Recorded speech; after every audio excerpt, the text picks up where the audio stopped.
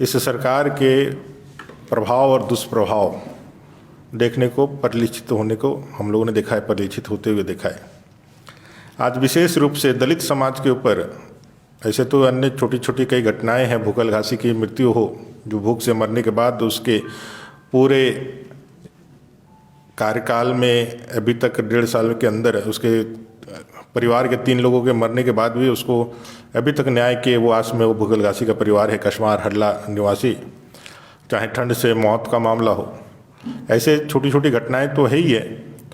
एक बड़ी घटना जो आज से 1.5-2 महीने पहले मधुपुर के चुनाव के समय आप लोगों के समक्ष आई थी, आप लोगों को याद होगा, जामताड़ा की वो घटना, चिरूडी की वो घटना, जिसमें एक दलित तुरी परिवार, वो पूरा जामताड़ा का वह चिरूडी पहले से भी ऐतिहासिक कारणों से आप लोगों को जानकारी होगा, वो पूरा एक समुदाय का बाहुल्य गांव है, वो पूरा उनकी बहुलता है एक वर्ग विशेष की।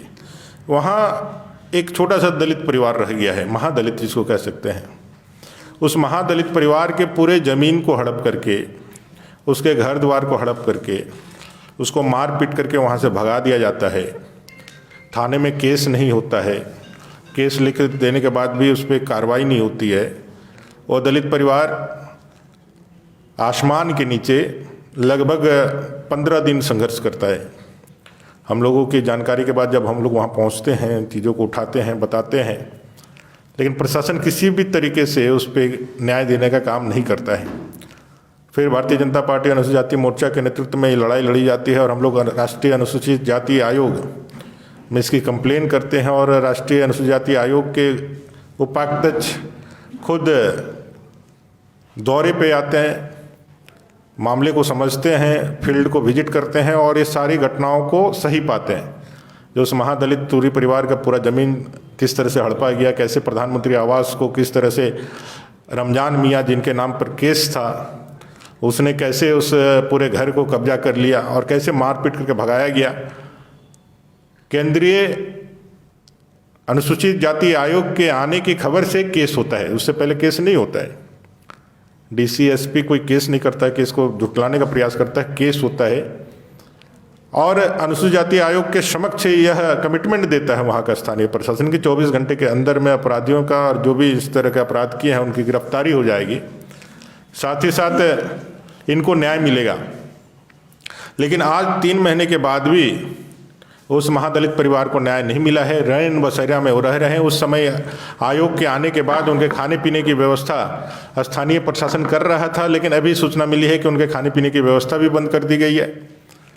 अपराधियों को पकड़ना तो दूर, इस घटना के लीपापोती में पूरा प्रशासन लगा हुआ है, एक भी अपराधी पकड़े नहीं गए हैं। साथ ही साथ जिन लोगों ने भी इस आंदोलन को खड़ा किया, लड़ा, अपने हक अधिकार की लड़ाई लड़ी, संविधान के तहत बाबा साहेब आम्बेडकर के दिए हुए प्रदत्त संविधान की ताकत के अनुसार एक आम नागरिक को कहीं भी जीने, खाने, रहने का अवसर देने का, उनको अपने धर्म के प्रति आस्था रखते हुए जीवन यापन करने का जो अधिकार दिया है, उस पर जो कुठाराघात किया गया था, धर्म परिवर्तन करने के लिए जो दबाव दिया गया था, वो सारे विषयों को लेकर के वो अभी भी न्याय के आस में है इस सरकार ने, लेकिन सरकार ने कोई सुध नहीं ली। आज भी वो महादलित परिवार अपने वंशजों के उस जगह से वंचित होकर के जामताड़ा के रैन बसेरा में अपना जीवन यापन कर रहे हैं और प्रशासन पूरी तरह से सुस्त पड़ा हुआ है। उल्टे उन तमाम लोगों ने जिन्होंने इस लड़ाई को लड़ा है उसके ऊपर कार्रवाई करने की मंशा, या फिर मैं कह सकता हूँ अंदर से एक प्लानिंग प्रशासन की तरफ से किया हुआ है। सिर्फ एक घटना नहीं, आपको साहिबगंज की घटना याद है। साहिबगंज के दिनेश पासवान जी, जिसकी ज़मीन एकदम एसडीओ ऑफिस के बगल में, उसकी पुश्तैनी ज़मीन है, जिसकी रसीद कटते आई है, वो रसीद कटता है और वो उसका मालिकाना हक रखता है। किस तरह से पंकज मिश्रा जी का नाम आता है, और पंकज मिश्रा कौन है ये किसी से छिपा हुआ नहीं है। माननीय मुख्यमंत्री जी के प्रतिनिधि हैं और अभी संथाल नहीं पूरे झारखंड में सबसे ज़्यादा परिचित और चर्चित लोग हैं। आदरणीय लोबिन हेम्ब्रम जी जो विधायक हैं सत्ता दल के, उन्होंने भी उनके बारे में सदन के अंदर विषय उठाई, किस तरह से वो सारे विषयों को उठाया उन्होंने।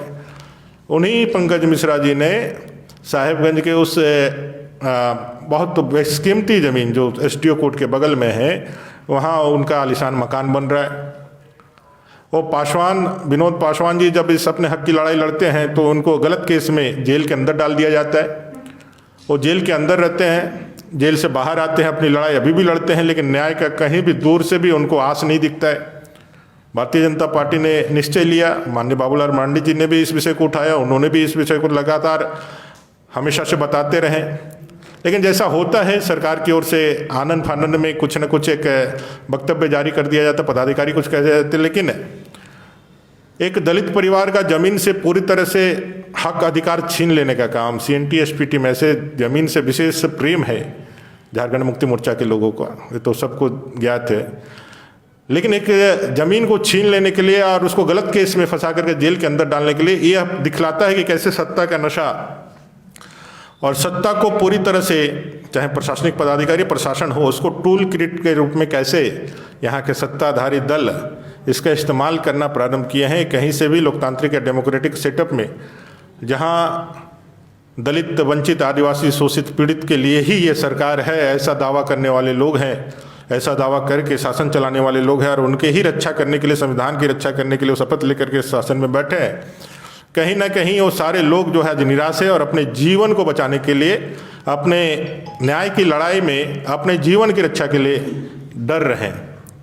साहिबगंज के परिवारों से जब बात हुई, उस पासवान परिवार से जब बात हुई, तो उनको अपने जीवन के भी ऊपर खतरा मंडरा रहा है। मेरी मांग होगी यहाँ से कि दोनों दलित परिवार के किसी भी सदस्य पे किसी भी प्रकार का कोई भी आंच नहीं आए, यह देखना और इसका गारंटी देना राज्य सरकार का जिम्मेवारी है। और राज्य सरकार को जब टूटती है आस, जब थकती है सांस, जब रूठते हैं अपने, मुंह मोड़ता है जमाना, जब अंगड़ाई लेता है संकल्प, फिर बनती है कहानी, बनते हैं अनमिट निशान।